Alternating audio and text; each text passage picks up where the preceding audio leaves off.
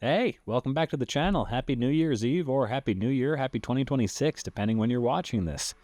It's Alex from Sandro Says here, and I wanted to talk about the finale for Stranger Things. It's happening in a couple hours here.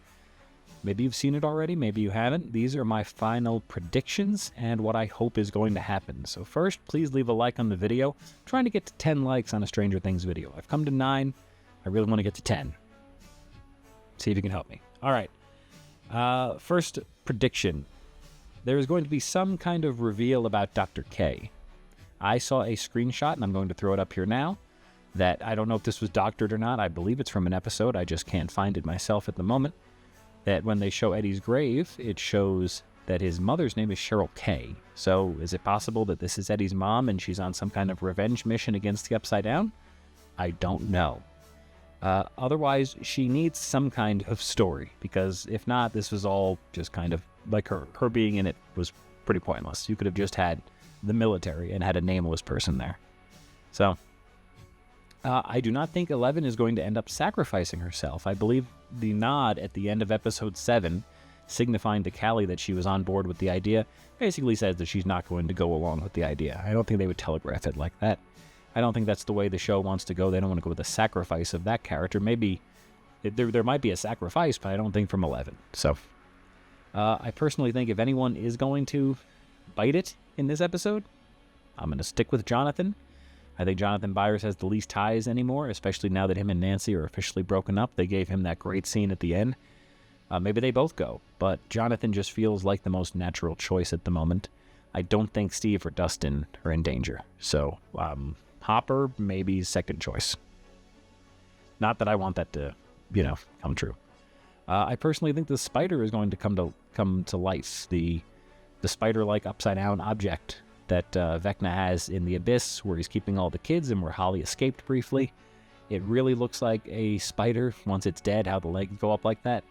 We know Vecna and Henry, whatever, he's obsessed with spiders, and the thing has like a beating heart once he connects into it and had the kids connected, which is very strange.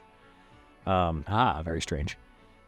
I believe Callie is going to play some mind games on the protagonists. I'm not sure what, I'm not sure why, but I believe that we're going to see more of her powers and she's going to exploit some tension or some people's fears, potentially Mike and Hopper. I don't know, because they're the closest to 11 and they're the ones that are going to probably disagree with 11 dying the most. I don't know. And last but not least, I don't think, and I'll stick to this. If I'm wrong, I'm wrong, and I hope the Duffer Brothers do a great job either way.